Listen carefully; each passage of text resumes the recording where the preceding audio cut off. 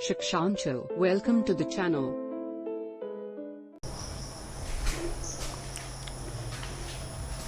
Hello बच्चों, कैसे आप लोग?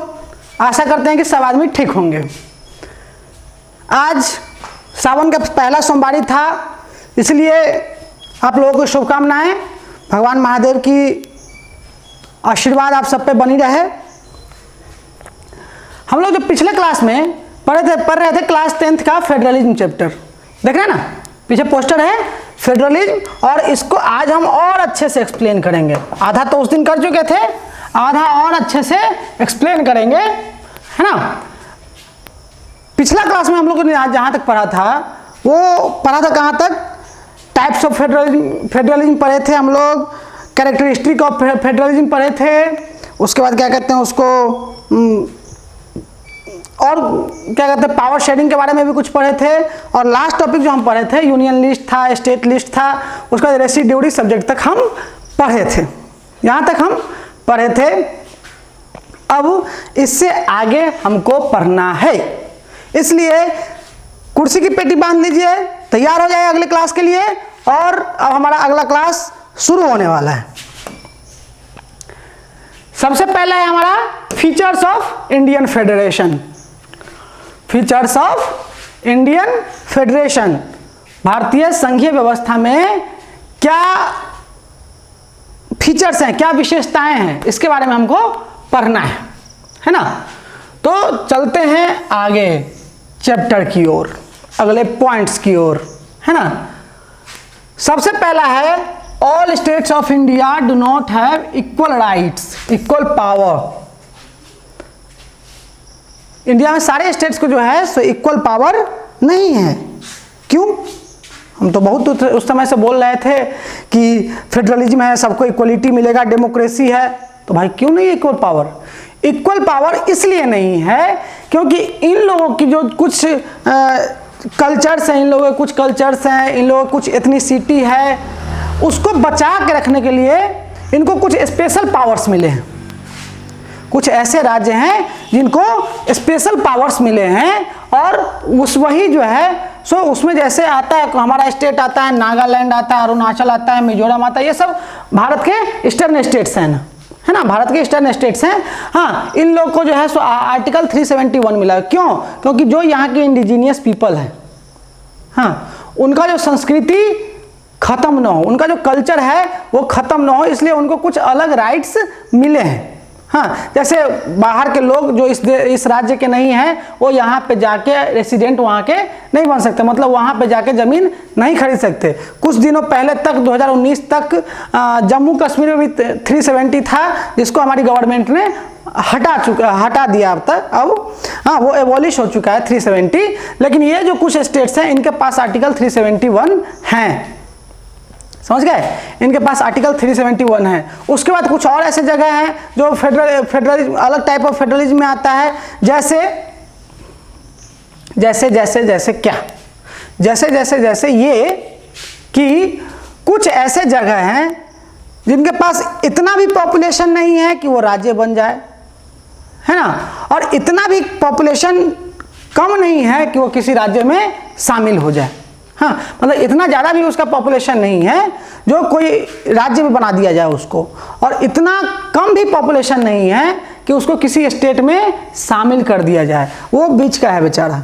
हाँ, तो बीच का है, तो होता क्या उसके साथ, उसको बना दिया जाता है भारत में यूनियन टेरिटरी, है ना, उसको बना दिया जाता है केंद्र शासित प्रदेश, समझ गए, उसको बना देते हैं हम केंद्र शासित प्रदेश, जो कि किसके द्वारा ये कंट्रोल किया जाता है? बताइए, किसके द्वारा कंट्रोल किया जाता है? वो कंट्रोल किया जाता है आपके सेंट्रल गवर्नमेंट के द्वारा, है ना, उसको कंट्रोल किया जाता है सेंट्रल गवर्नमेंट के द्वारा, जिसमें क्या हमारे पास है ना, अंडमान है, निकोबार है, चंडीगढ़ है, दिल्ली है, अब तो जम्मू कश्मीर भी हो गया है, लेकिन वहाँ पे चुनाव होंगे, लेकिन लद्दाख भी हो गया है। दिल्ली में चुनाव होते हैं, लेकिन वहाँ भी वो भी एक केंद्र शासित प्रदेश ही है।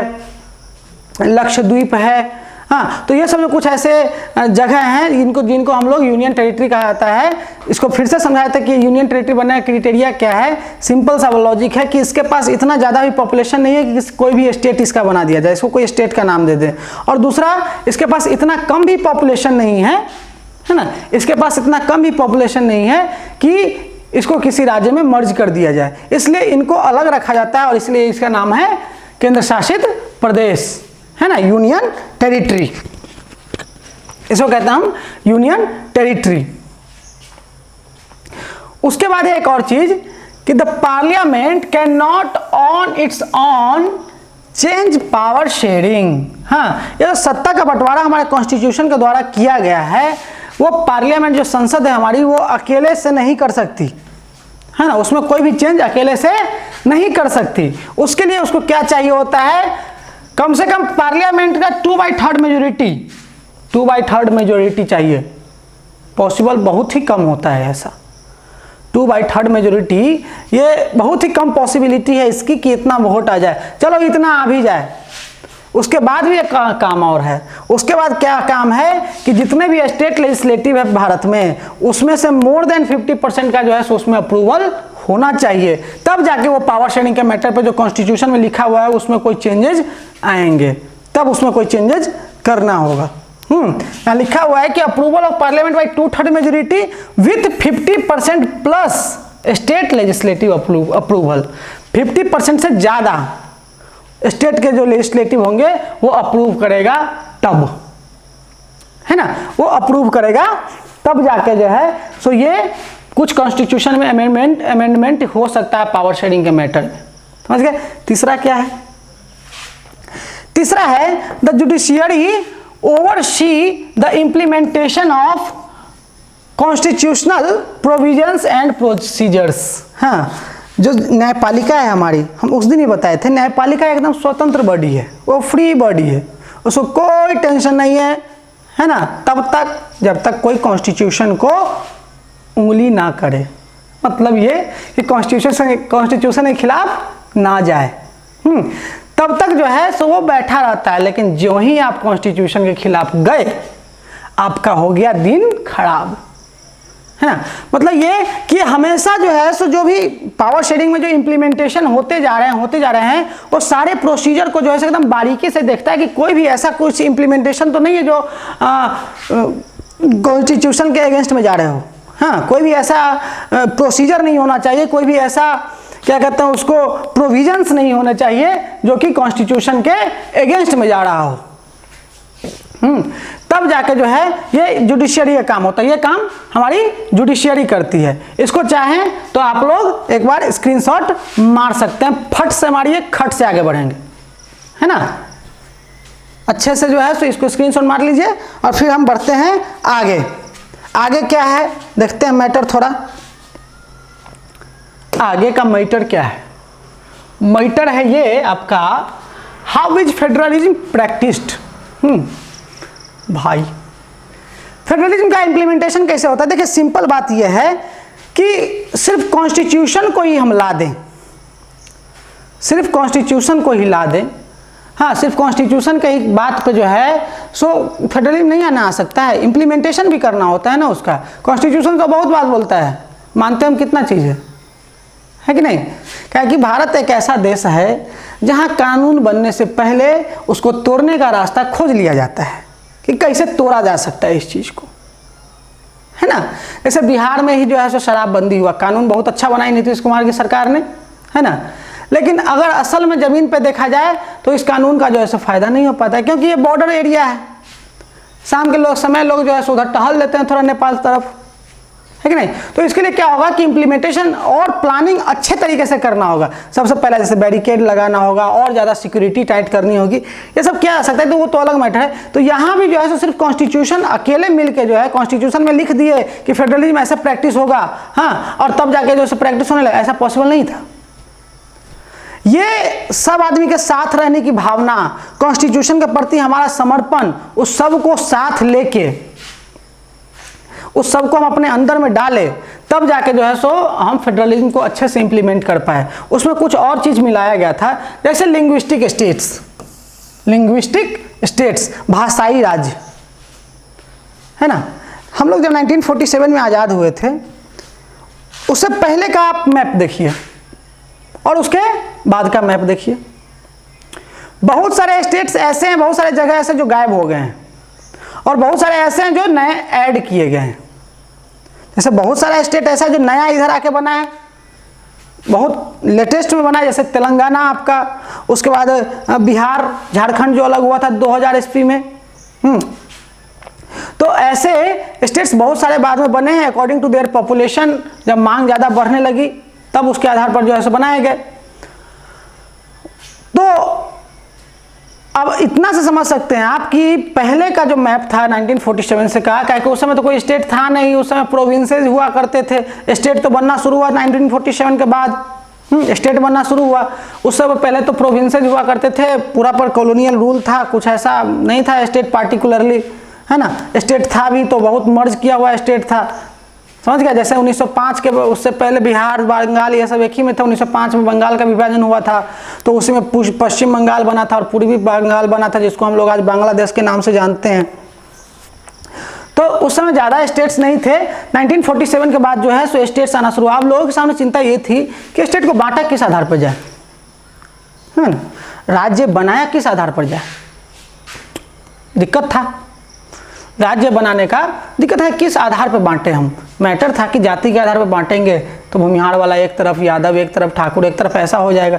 धर्म के आधार पर बांट नहीं सकते, क्योंकि धर्म के आधार पर एक बार आज़ादी से पहले मोहम्मद अली जिन्ना जो है सो एक बार मांग कर चुके थे कि हमको पंजाब की तरफ से एक ऐसा देश राष्ट्र चाहिए, राज्य दे दीजिए जहाँ पे मुस्लिम ही वोटर हो और मुस्लिम ही खड़ा हो। तो इस आधार पर बांटेंगे तो क्या होगा, देश की अखंडता पर असर पड़ेगी, देश की इंटीग्रिटी पर असर पड़ेगी, यूनिटी पर असर पड़ेगी। तो फिर बांटा कैसे जाए, तो बांटा ऐसे गया लैंग्वेज के आधार पर और कल्चर के आधार पर। In 1947 the boundaries of several states of India were changed in order to create new states. 1947 में जो इंडिया का बाउंड्री था उसको स्टेट्स में, मतलब उसके स्टेट बाउंड्री को जो है सो उसके बाउंड्री को जो है सो स्टेट बाउंड्री के अलग अलग में बांट दिया गया। एक बाउंड्री दे दिएगा पार्टिकुलर, हाँ, किस आधार पर दे दिएगा बाउंड्रीज, हाँ, स्टेट किस आधार पर बांटा गया, on the basis of language, मतलब language, on the basis of language and on the basis of culture, on the basis of language and on the basis of culture. इस दोनों आधार पर जो है सो बांटा गया। लैंग्वेज के आधार पर कैसे बांटा गया, हाँ, कि मतलब जो पार्टिकुलरली एक कम्युनिटी जो होगी, एक जो पूरा मेजर जो एक पॉपुलेशन होगा वो वहाँ पे उसी तरीके का लैंग्वेज बोले, तो उस आधार पर। और दूसरा कल्चर के आधार पर, क्योंकि लैंग्वेज से पूरा क्लियर नहीं ना होता है, लैंग्वेज से पूरा क्लियर नहीं हो सकता, कल्चर से क्लियर हो सकता है लेकिन लैंग्वेज से नहीं। कैसे, जैसे अपने बिहार में देख लीजिए आप कि मधुबनी, पूर्णिया, दरभंगा इस सब के तरफ जो लोग मैथिली बोलते हैं, राजगीर के तरफ मगही बोलते हैं, छपरा के तरफ जो है सो भोजपुरी बोला जाता है, क्या कहते हैं उसको, सीतामढ़ी सब के तरफ जो है सो वज्जिका बोला जाता है। तो एक ही स्टेट में 4-5 लैंग्वेजेज हैं। तो फिर लैंग्वेज के आधार पर बांटना होता अगर, तो पता चलता कि सीतामढ़ी अलग स्टेट है, मधुबनी अलग स्टेट, राजगीर तरफ अलग स्टेट, ऐसा हो जाता। तो लैंग्वेज के साथ साथ हमको कल्चर भी देखना था कि कहाँ का कल्चर कॉमन है। अगर कॉमन कल्चर को प्रैक्टिस किया जा रहा है तो वो अगर लैंग्वेज और कॉमन कल्चर दोनों को जो है सो सम किया गया, है ना, दोनों को जोड़ दिया गया और उसके आधार पर एक नया स्टेट का फॉर्मेशन हुआ। मतलब कि जितना इंपॉर्टेंट लैंग्वेज था उतना ही इंपॉर्टेंट वहां का कल्चर था, जितना इंपॉर्टेंट लैंग्वेज था उतना ही इंपॉर्टेंट वहां का कल्चर था। और उस दोनों आधार पर जो है सो नया लिंग्विस्टिक स्टेट्स बांटा गया, समझ गए, लिंग्विस्टिक भाषाई राज्य बांटे गए थे। यहां तक कोई दिक्कत आई डोंट थिंक कि आप लोग को है, अगर है तो आप कमेंट बॉक्स में लिख सकते हैं। कि फिर से हम समझा दे रहे हैं कि जब भारत के राज्यों का बंटवारा हुआ था, नए नए बाउंड्री जाने लगे थे, उसमें 2 बातों को ध्यान रखा गया था। पहला वहां का भाषा, दूसरा वहां का कल्चर।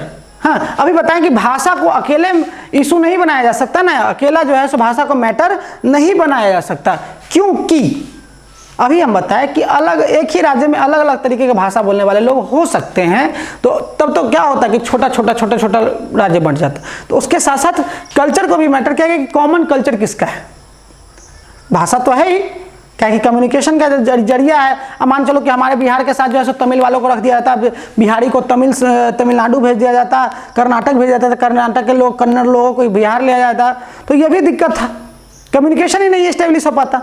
तो लैंग्वेज भी इतना ही इंपॉर्टेंट है, लेकिन साथ ही साथ उसके साथ ही इंपॉर्टेंट क्या है, कॉमन कल्चर, कि कौन कौन ऐसे लोग हैं जो अपना कॉमन कल्चर शेयर करते हैं। उस आधार पर राज्य बांटा गया, और उसके बाद पॉपुलेशन को भी ध्यान में रखा गया कि किसी भी राज्य का पॉपुलेशन ज़्यादा नहीं होना चाहिए।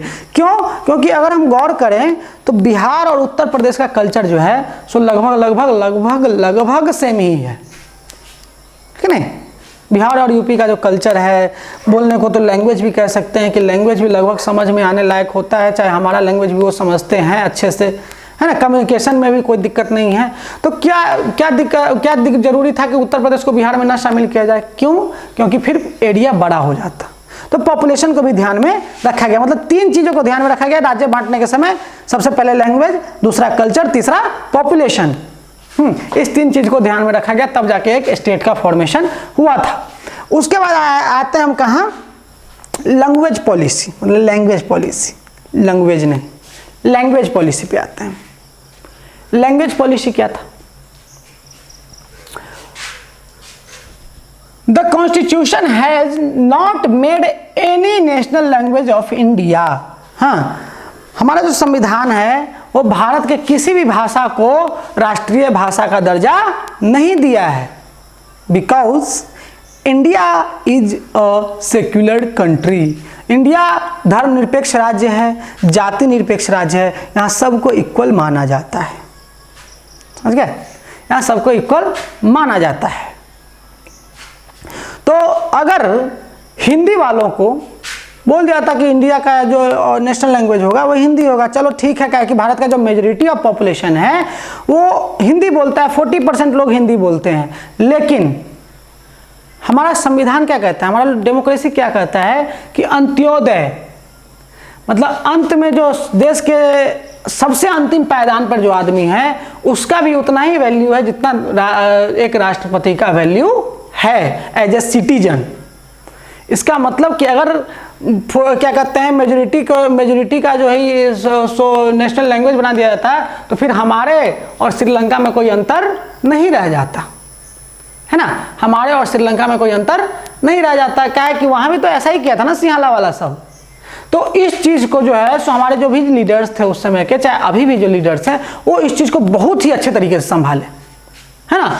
वो इस चीज को बहुत ही अच्छे तरीके से संभाले, इसमें कहीं से कोई शक नहीं है। वो क्या किए कि हिंदी के साथ साथ 21 और भाषाओं को जो है सो एक क्या कहते हैं उसको शेड्यूल्ड लैंग्वेज का दर्जा दे दिया, है ना। हिंदी के साथ साथ 21 और भाषाओं को शेड्यूल्ड लैंग्वेज का दर्जा दे दिया। अब इससे फायदा क्या हुआ कि अगर आप कोई एग्जाम देने जा रहे हो, सेंट्रल गवर्नमेंट का कोई भी कंपटीशन का एग्जाम देने जा रहे हो, तो आपके पास ऑप्शन है कि आप 21 लैंग्वेजेज में एग्जाम लिख सकते हैं अपना। अब अपना पेपर जो है सो 21 लैंग्वेजेस में लिख सकते हैं, समझ गए। क्यों? क्योंकि सबको जो है सो वहाँ जगह मिल गया। जितने ज़्यादा मेजोरिटी वाले जो लोग हैं जो जब बोलते हैं, ज़्यादा मेजोरिटी वाले लोग जो बोलते हैं, क्या कहते हैं उसको, भाषा जो बोलते हैं उसको रख लिया गया, जिसमें मैथिली भी है ना। ये सब जो लैंग्वेजेस है वो उसको शेड्यूल्ड लैंग्वेजेस में रख लिया गया।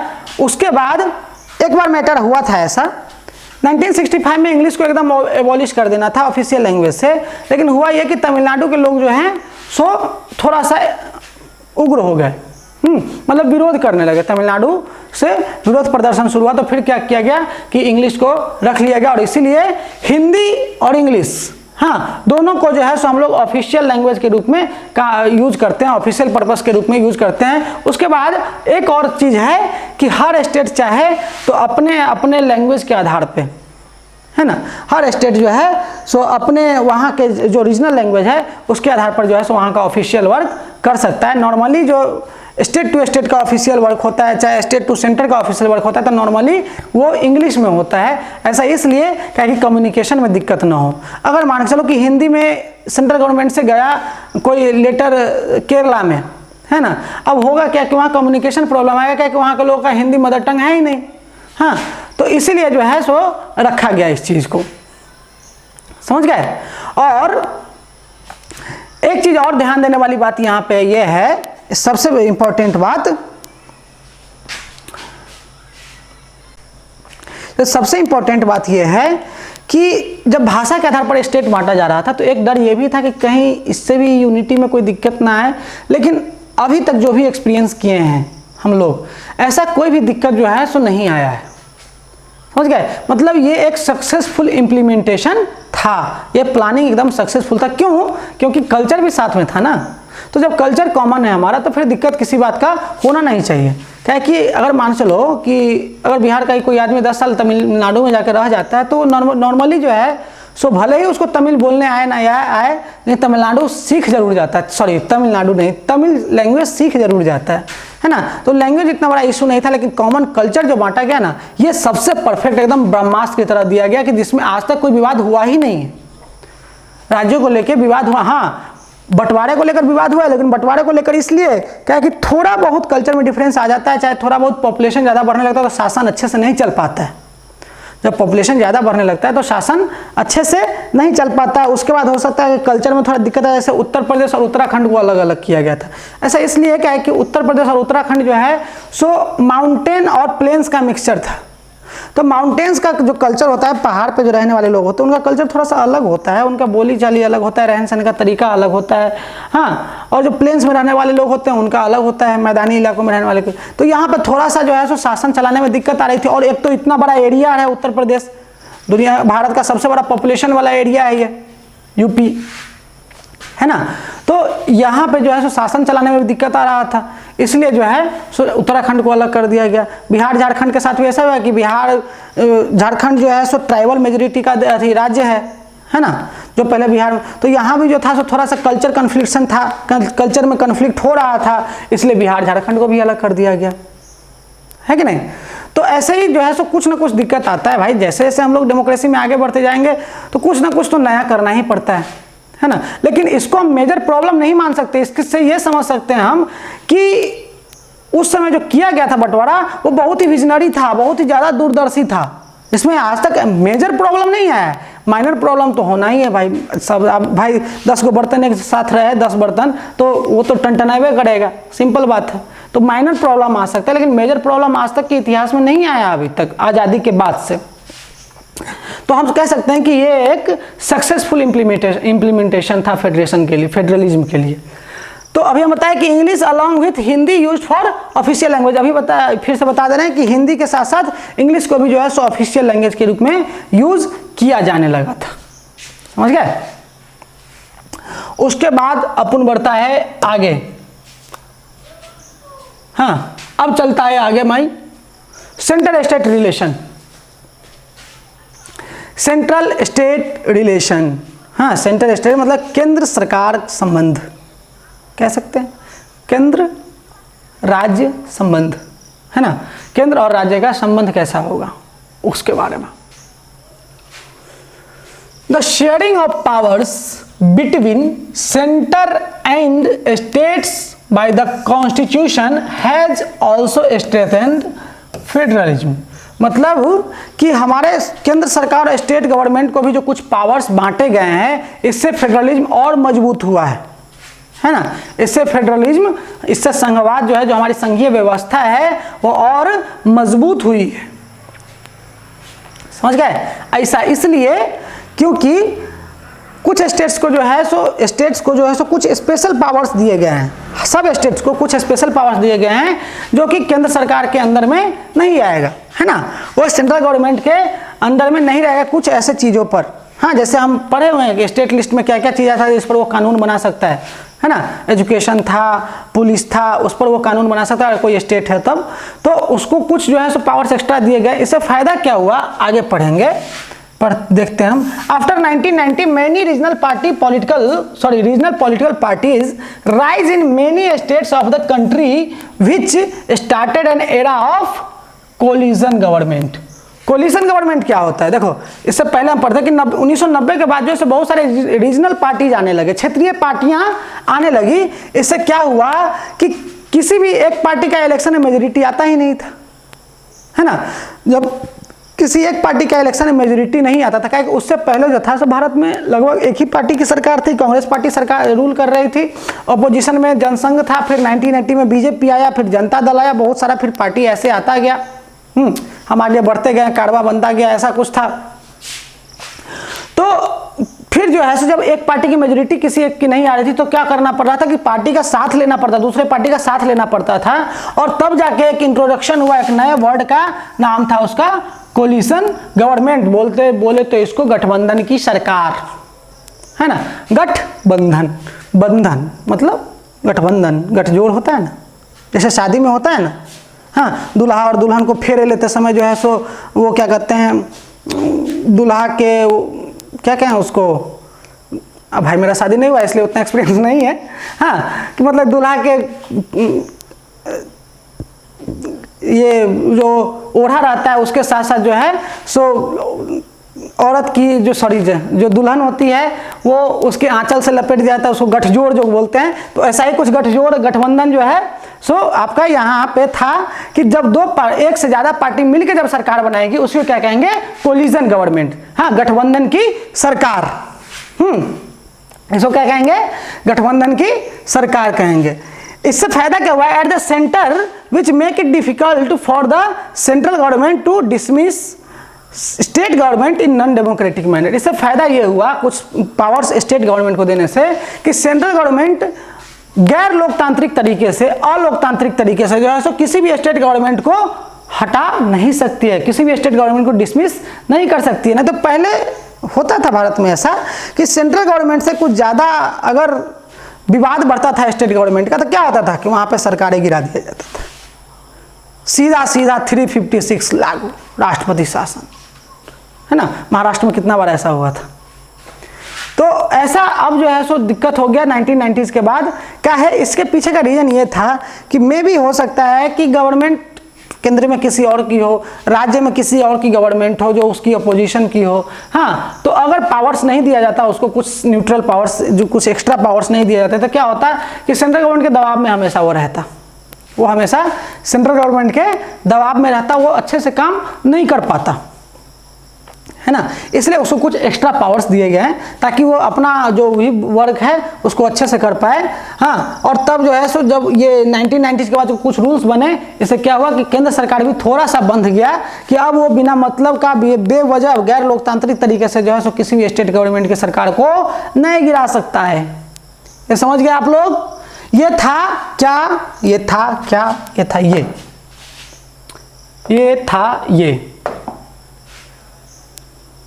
हमारे यहाँ फेडरलिज्म का प्रैक्टिस कैसे होता है, हाँ, मतलब कि संघवाद का जो है, संघवाद को यहाँ इम्प्लीमेंटेशन कैसे किया गया है संघवाद का, है ना, इसके बारे में, संघीय व्यवस्था का यहाँ पे इम्प्लीमेंटेशन लागू कैसे किया गया है इसके बारे में जो है सो बताया गया है। Do you understand? You better understand. चलिए अब चलते हैं थोड़ा सा आगे, इतू सा आगे, जो कि हमारे चैप्टर का लास्ट टॉपिक है। नाम है उसका क्या, नाम था उसका कक्कू, नहीं वो तो हिंदी का पोयम था। नाम था उसका कक्कू। कक्कू माने कोयल होता, लेकिन वह तो दिन भर रोता, इसलिए हम उसे चिढ़ाते, कहते हैं उसको भक्कू, नाम है इसका कक्कू। ये उससे नहीं, वो हिंदी का पोयम था, थोड़ा सा मस्ती हो गया। अब चलते हैं फिर से टॉपिक पर। डिसेंट्रलाइजेशन क्या होता है, इसको हम लोग प्यार से हिंदी में कहते हैं बउआ करके, हाँ, इसको हम लोग हिंदी में कहते हैं क्या, विकेंद्रीकरण, है ना। इसको हम लोग हिंदी में कहते हैं विकेंद्रीकरण। विकेंद्रीकरण इसको हम लोग बोलता है हिंदी में। ये होता क्या है, ये होता क्या है उसके बारे में थोड़ा सा बताता हूं, जरूरत क्यों पड़ता है इसका और होता क्या। सबसे पहले ये देखो कि when power is taken away from central and state government and given to local government is called decentralisation. देखो आप लोग को पहले भी हम बता चुके कि भारत में 3 लेवल की गवर्नमेंट है ना, सेंट्रल गवर्नमेंट है, स्टेट गवर्नमेंट है और लोकल गवर्नमेंट है। तो भाई हम लोग जितना चैप्टर अभी तक पढ़े हैं सब तो सिर्फ इसी के बारे में पढ़े हैं, सिर्फ और सिर्फ इसी के बारे में पढ़े हैं। ये बेचारा मुंह ताक रहा है कि भाई हमको झूठे के तुम लोग जो है शुरू में नाम ले लिया, बाकी कुछ दे नहीं रहा है हमको, है ना। तो इस साहब को देने के लिए हम पूरा का पूरा टॉपिक रख लिए, हाँ, कि लीजिए भाई ये पूरा टॉपिक आप ही के हवाले, आपके नाम पर पूरा टॉपिक। हाँ, तो लोकल गवर्नमेंट के नाम पर ये पूरा टॉपिक है, जिसको हम लोग कहते हैं डिसेंट्रलाइजेशन। क्या है इसमें, अब देखो घर का जो छोटा बच्चा होता है ना उसको बड़ा प्यार मिलता है, महिला को कम मिलता है, सबसे ज़्यादा या तो बड़ा को मिलता है नहीं तो सबसे छोटा को मिलता है। यही हाल इस भाई साहब के साथ था, यही हाल इस भाई साहब के साथ था। सेंट्रल गवर्नमेंट को तो बहुत मिला, क्या कि ये तो हमारे होल्डिंग टुगेदर फेडरलिज्म में जो है तो सबसे सीनियर माने जाते हैं ना। ये बेचारा महिला भाई, ये बेचारे महिला भाई हैं, इनको कुछ देके कुछ एक्स्ट्रा पावर देके इनको मना लिया गया कि बउआ तू इतने में खुश रहो, बाकी तो तुम केंद्र सरकार के भरोसे है। ये जो लोकल गवर्नमेंट था सबसे छोटा वाला भाई, इसको क्या किया गया, जब बंटवारा हुआ जमीन का 3 भाइयों में, तो ये तो सबसे छोटा वाला था, बेरोजगार बेचारा छोटा सा, इसको जो है सो सेंट्रल गवर्नमेंट भी कुछ अपना देगी और स्टेट गवर्नमेंट भी कुछ अपना देगी, तब जाके ये बनेगा लोकल गवर्नमेंट। इसके पास कुछ पावर्स आएगा, देगी क्या, कुछ फंड्स दे सकती है मतलब कुछ पैसा दे सकती है काम करने के लिए, कुछ स्कीम्स दे सकती है, है ना। और इसके आने से ये जो छोटा भाई जो आया सरकार में, इसके आने से है तो छोटा लेकिन काम बड़ा बड़ा किया है। काम क्या बड़ा किया है इसके बारे में थोड़ा देख लेते हैं हम। ये काम बहुत अच्छा करता है। काम क्या किया सो देखते हैं इसके बारे में। ये कुछ ज्यादा हो गया यहाँ पे, इसको थोड़ा सा हम लोग मिटा लेते हैं।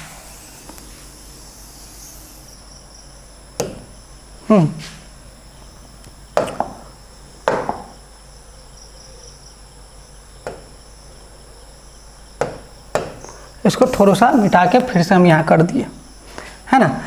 इसमें काम क्या किया ये कि जो लोकल गवर्नमेंट्स होते हैं इससे फायदा ये हुआ है कि जो छोटी छोटी दिक्कतें हैं, अब मान के चलो कि हमारे गांव के एक मोहल्ले में एक रोड खराब है। अब ये बात मोदी जी को तो नहीं बता सकते फोन करके कि मोदी जी थोड़ा बोले हैं कि इस पार्टिकुलर गांव में जो है सो एगो रोड खराब है, थोड़ा बनवा ना दीजिए। अब वो तो दिल्ली से आएंगे बनवाने, नहीं है ना आएंगे, क्या है क्या कि वो सिर्फ आप ही के प्रधानमंत्री नहीं हैं, वो तो भारत के 140 करोड़ लोगों के प्रधानमंत्री हैं, है ना। वो भारत के 140 करोड़ लोगों के प्रधानमंत्री, तो वो तो ऐसे ही अकेले नहीं बना सकते ना। हाँ, तो क्या होता है कि वहाँ पे जरूरत पड़ती है एक छोटी सरकार की, जिससे जो है सो हम ज़्यादा अच्छे से बात कर सकें, और तब आता है हमारा लोकल गवर्नमेंट, है ना। तो लोकल गवर्नमेंट को पावर मिलता कहाँ से है, सेंट्रल गवर्नमेंट, ये जो बड़का भाई है सेंट्रल गवर्नमेंट, ये भी कुछ दे देता है, सेंट्रल गवर्नमेंट भी कुछ दे देता है और स्टेट गवर्नमेंट भी कुछ दे देता है, तब जाके मिल जाता है, बन जाता है इसको लोकल गवर्नमेंट कुछ पावर मिलते हैं। अभी हम बताएं कि इसको कुछ फंड्स जो है सो यहाँ सेंट्रल गवर्नमेंट से मिले। जैसे सिंपल समझो कि हमारे गांव में जो आता है जैसे प्रधानमंत्री ग्राम सड़क योजना, है ना, तो ये बनाता कौन है, गाँव का मुखिया। लेकिन फंड आया कहाँ से, जब ये नाम है इसका प्रधानमंत्री ग्राम सड़क योजना, इसका मतलब है कि ये फंड आया कहाँ से होगा, सेंट्रल गवर्नमेंट की तरफ से आया होगा, है कि नहीं, सेंट्रल गवर्नमेंट की तरफ से आया होगा। उसके बाद स्टेट गवर्नमेंट के भी कुछ फंड्स आते हैं, स्टेट गवर्नमेंट्स के भी कुछ फंड्स आते हैं। तो होता यह है कि इनको जो है इस साहब को ये दोनों भाई मिलकर जो है सो कुछ ना कुछ देते रहते हैं, ताकि ये छोटी छोटी जो प्रॉब्लम्स है वहाँ की उसको ये सॉल्व करते रहे, ये बड़ा इशू ना बने। हाँ, इसमें भी अलग अलग पार्ट्स के लोग होते हैं, लोकल गवर्नमेंट में भी अलग अलग पार्ट्स के डिपार्टमेंट के लोग होते हैं, मुखिया होता है, सरपंच होता है, जिला परिषद होता है, पंचायत समिति होता है, इसका भाई अलग मंत्रालय है ना, इसका अलग मंत्रालय चलता है। उससे पहले थोड़ा पढ़ लेते हैं कि उससे पहले कुछ पढ़ लेते हैं कि 1992 से पहले डिसेंट्रलाइजेशन कैसा था और 1990 के बाद हाँ डिसेंट्रलाइजेशन का स्थिति कैसा था, उसके बारे में जो है तो थोड़ा सा हम पढ़ते हैं 2 मिनट में। तो 1992 के से पहले डिसेंट्रलाइजेशन का क्या हाल था। देखो एलजी को जो है सो मतलब लोकल गवर्नमेंट को तो सत्ता मिल ही गया था, कोई दिक्कत नहीं था, मतलब लोकल गवर्नमेंट को जो है सो लोकल गवर्नमेंट इंट्रोड्यूस हो चुका था, लेकिन उसको जो है सो उतना वैल्यू नहीं मिल पा रहा था, उसको उतना वैल्यू नहीं मिल पा रहा था। जैसे कि 1992 से पहले जो था सो दिक्कत क्या क्या थी, सो देखिए। सबसे पहले जो था बिफोर 92, अगर यहाँ लिखे हम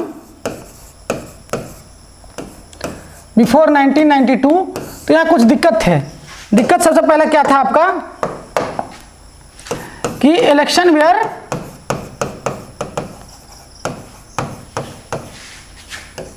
not held regularly, election were not held regularly, पहला दिक्कत ये था। दूसरा दिक्कत क्या था, दूसरा दिक्कत और क्या था कि लोकल बॉडी के पास कोई रिसोर्स नहीं था, ना उसके पास कोई पावर था, है ना। लोकल बॉडी के पास ना ही कोई रिसोर्स था और ना ही कोई उसके पास पावर था, है ना। तो they don't have any resources, मतलब कि वो कुछ खुद से काम कर पाए ऐसा कोई रिसोर्स नहीं था, है ना। तो they don't have any resources और पावर ऑफ देयर ओन, हाँ, और पावर ऑफ देयर ओन, उनके खुद का कोई पावर भी वैसे नहीं था। ये 1992 से पहले स्थिति थी, है ना। 1992 से पहले कुछ ऐसा ही था कि लोकल बॉडी इंट्रोड्यूस हो गया था, लेकिन उसका कुछ सीरियस नहीं था, कुछ ज़्यादा वैल्यू नहीं था उसको, है ना।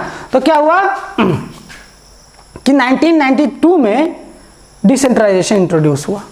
1992 में क्या हुआ, डिसेंट्रलाइजेशन इंट्रोड्यूस हुआ, ये समझिए।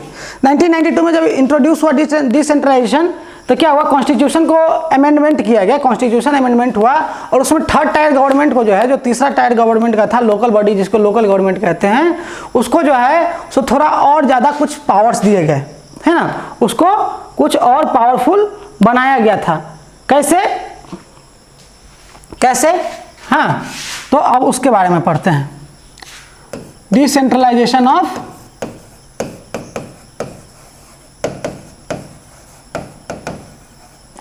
डिसेंट्रलाइजेशन इन 1992 उसमें क्या क्या आया था प्रोविजंस देख लेते हैं। सट पहले फास्ट में एकदम देख लेते हैं कि प्रोविजंस क्या क्या थे, है ना। एकदम फास्ट में देखते हैं। सबसे पहले election where held regularly, election where held regularly, ये अमेंडमेंट जो हुआ था उसमें कुछ प्रोविजंस बनाए गए थे।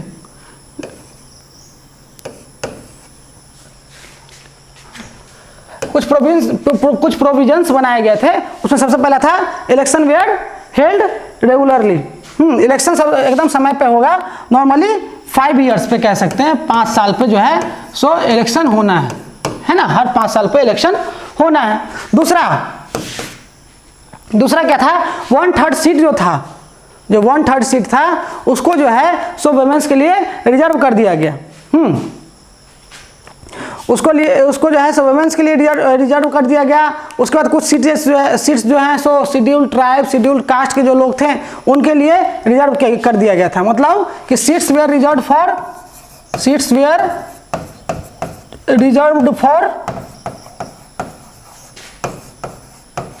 फॉर किसके लिए, एससीज,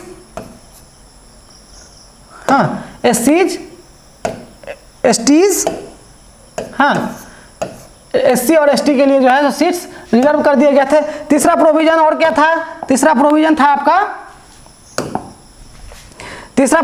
आपका मिनिमम 1/3 जो सीट्स थे, हाँ, वो seats were reserve for women, हाँ, were reserve for women. 1/3 seat जो है सो वुमेन के लिए रिजर्व कर दिया गया, है ना। चौथा क्या था, हाँ, मतलब पहला क्या था कि इलेक्शन समय समय से होगा। उसके बाद एससी एसटी को भी जो है सो कुछ रिजर्वेशन मिला था। मिनिमम 1/3 मतलब 1/3 सीट्स जो था सो वुमेन्स के लिए रिजर्व कर दिया गया। उसके बाद जो है सो एक इंस्टीट्यूशन सेटअप कर दिया गया, हाँ, इंडिपेंडेंट इंस्टीट्यूशन था ये, इसको कह सकते हैं इंडिपेंडेंट इंस्टीट्यूशन, इंडिपेंडेंट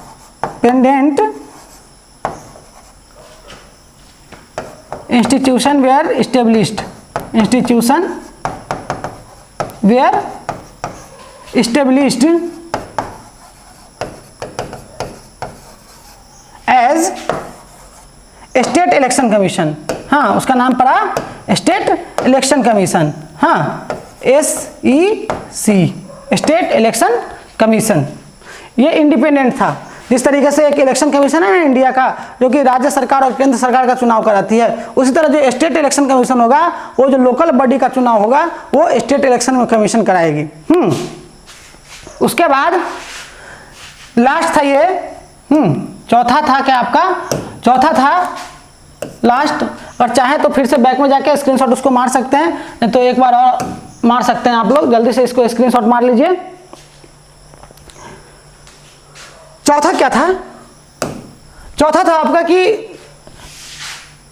रेवेन्यू जो था, तो रेवेन्यू किसको देना था, रेवेन्यू जो था अपना कुछ जो रेवेन्यू आएगा उसका, वो रेवेन्यू जो है सो स्टेट गवर्नमेंट को जो है सो लोकल गवर्नमेंट के साथ शेयर करना था, रेवेन्यू भी और पावर भी। तो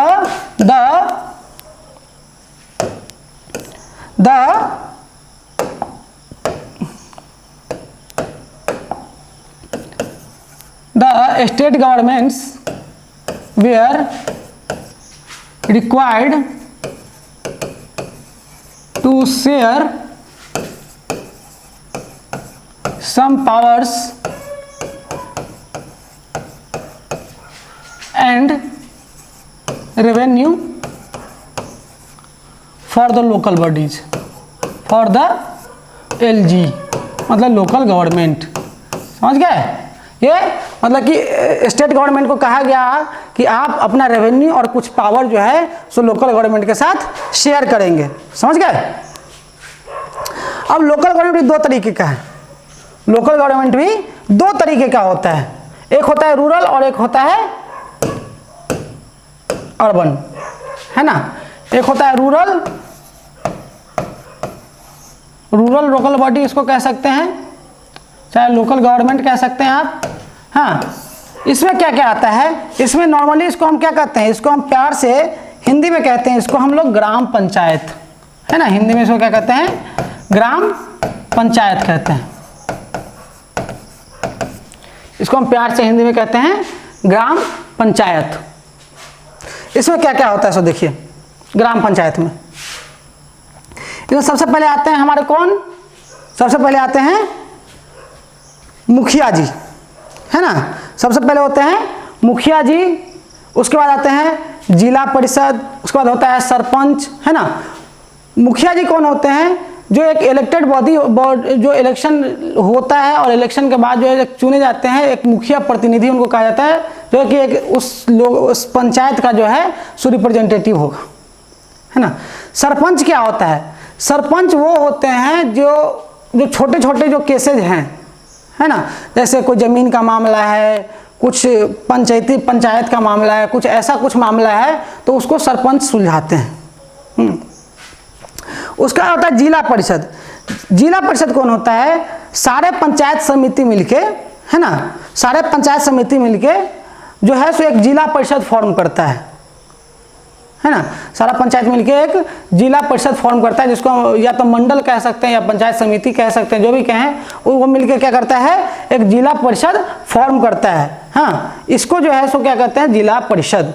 हाँ, ये कुछ बॉडीज हैं आपके रूरल सेक्टर में, रूरल में मतलब कि गांव वाले क्षेत्रों, ग्रामीण क्षेत्रों में जो है सो ऐसे बॉडीज हैं। उसके बाद आते हैं हम लोग अर्बन बॉडी कौन कौन है। अर्बन बॉडीज जो होता है उसको हम लोग प्यार से कहते हैं म्युनिसिपैलिटी।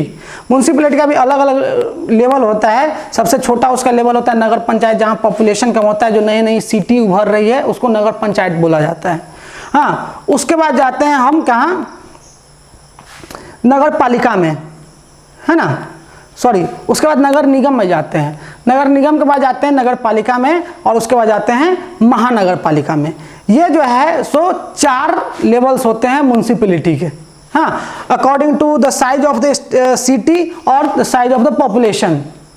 इसके आधार पर जो है सो वहाँ तय किया जाता है कौन नगर पंचायत होगा, कौन नगर पालिका होगा। नगर पंचायत में जो होते हैं सो चेयरमैन होते हैं, चेयरमैन का चुनाव होता है। जैसे गांव में मुखिया जी होते हैं, वैसे ही नगर पंचायत में चाहे नगर पालिका में चेयरमैन का चुनाव होता है। नगर पंचायत में उसी को हम चेयरमैन कहते हैं, और जब नगर पालिका, महानगर पालिका, नगर निगम का बात आता है तो उसको मेयर कहा जाता है ना। तो वो मेयर होते हैं, मेयर के बाद एक उप मेयर होगा जिसको वाइस मेयर कह सकते हैं, और उसके बाद वार्ड पार्षद होते हैं, है ना। एक पार्टिकुलर वार्ड बांट दिया जाता है और उस वार्ड से एक रिप्रेजेंटेटिव खड़ा होता है जो कि उस वार्ड को रिप्रेजेंट करता है, और उसी को हम क्या कहते हैं, वार्ड पार्षद कहते हैं। ये कुछ जो है सो लोकल गवर्नमेंट के बॉडीज हैं। रूरल में अलग तरीके से है और अर्बन में अलग तरीके से है। कहीं कहीं पे मुखिया को, ग्राम पंचायत में मुखिया को प्रधान भी कहा जाता है ना। ग्राम पंचायत में कहीं कहीं मुखिया को प्रधान भी कहा जाता है ना। अलग अलग स्टेट जो है सो अपना अलग अलग तरीके से वो लोकल गवर्नमेंट का सरकार चलाती है, लेकिन ओवरऑल सबका फोकस ये होता है कि लोकल गवर्नमेंट को भी ज़्यादा तवज्जो देना है, क्योंकि वो सबसे आपका नज़दीकी सरकार है, जहाँ पे ये एक डायरेक्ट डेमोक्रेसी का भी उदाहरण है ना। वैसे हमारा इंडिया पूरा चलता है इनडायरेक्ट डेमोक्रेसी पे, लेकिन लोकल गवर्नमेंट एक ऐसा गवर्नमेंट है जहाँ डायरेक्ट डेमोक्रेसी भी माना जा सकता है। क्यों? क्योंकि यहाँ पे जो आपका रिप्रेजेंटेटिव है, जो आपका लीडर है, उससे आप डायरेक्टली बात कर सकते हैं। आप उस पंचायत को लेके, चाहे आप उस म्यूनसिपैलिटी में, नगर पालिका में जो है सो सामने अपना बात रख सकते हैं, क्या कि पॉपुलेशन ज़्यादा नहीं होता है ना। तो कोई भी डिसीजन जो है सो सब मिलके ले सकते हैं, इसलिए ये डायरेक्ट डेमोक्रेसी का भी उदाहरण है। लोकल गवर्नमेंट जो है सो आपका डायरेक्ट डेमोक्रेसी, क्या कि डायरेक्ट डेमोक्रेसी क्या होता है कि जब पब्लिक खुद मिलके सब फैसला ले विथ रिप्रेजेंटेटिव। तो यहाँ तो होता है ऐसा कि कुछ उस पार्टिकुलर गांव के गणमान्य लोगों को बुलाया जाता है जो रिस्पेक्टेड पीपल्स होते हैं, और उस गांव के लिए के बेहतरी के लिए क्या डिसीजन लेना अच्छा रहेगा तो मुखिया सबके सजेशन के साथ लेता है। तो ये डायरेक्ट डेमोक्रेसी का भी है एक एग्जाम्पल अच्छा सा हो सकता है ये। और इस सब के बाद ये चैप्टर जो है सो आपका हो चुका है अब खत्म। ये चैप्टर हो गया आपका खत्म। अब अगर कोई दिक्कत हो आपको तो आप जो है सो कमेंट बॉक्स में लिख सकते हैं। एक बार और बता दें, फेडरलिज्म क्या होता है, संघवाद क्या होता है। संघवाद सरकार के अलग अलग स्तरों पर शक्तियों का बंटवारा संघवाद कहलाता है। The division of power from the different levels of government is called federalism, है ना। इंडिया में 3 तरीके के गवर्नमेंट हैं, local government, central government and state government, है ना। गवर्नमेंट के कुछ फीचर, फेडरलिज्म के कुछ फीचर्स हैं ऐसे, जैसे सबसे पहले सरकार मिनिमम 2 या 2 से अधिक लेवल की होनी चाहिए, मतलब 2 या 2 से अधिक लेवल की होनी चाहिए। दूसरा कि सबका अपना अपना जुरिस्डिक्शन होता है, लेकिन सब एक कॉमन पब्लिक पे ही राज करते हैं। तीसरा ये है कि अगर कोई विवाद होता है कुछ स्टेट से सेंट्रल गवर्नमेंट के मैटर में, तो उसको सुप्रीम कोर्ट एक अंपायर की भूमिका निभाता है। और ये सब फोकस जो है, सब चीज़ किया इसलिए जाता है कि देश का यूनिटी और इंटीग्रिटी बना रहे, किसी भी कल्चर को, किसी के भी डाइवर्सिटी को कोई ठेस ना पहुंचे, इसलिए फेडरलिज्म का सबसे ज़्यादा ज़रूरत है। भारत में फेडरलिज्म का प्रैक्टिस कैसे किया था उसके बारे में हमने पढ़ा कि अलग अलग पावर बांट दिया गया, यूनियन लिस्ट बना दिया गया, स्टेट लिस्ट बना दिया गया है, ये उसके बाद कंकरेंट लिस्ट है। जो नहीं आता है उस तीनों लिस्ट में उसको रेसिड्यूरी सब्जेक्ट भी कहते हैं, उसके बारे में पढ़े हैं हम लोग। उसके बाद इक्वल, हर इस राज्य के पास इक्वल पावर नहीं है, उसको कुछ स्पेशल पावर से मिले, जैसे नागालैंड, मिजोरम के बारे में पढ़े हम लोग। उसके बाद यूनियन टेरिटरी पढ़े, है ना। उसके बाद ऐसे करते करते हम लोग डिसेंट्रलाइजेशन तक आए, और डिसेंट्रलाइजेशन को भी हम लोग अच्छे तरीके से समझ चुके हैं अब आई डोंट थिंक कि आपको कोई दिक्कत होगा, और अगर कोई दिक्कत है तो फिर से किताब पढ़िए, अच्छे से पूरा लेक्चर देखिए, और कोई क्वेश्चन आता है तो आप कमेंट सेक्शन में जाके पूछ सकते हैं, हम वहाँ बताने के लिए हमेशा रेडी हैं। तब तक के लिए tata, bye bye and good night.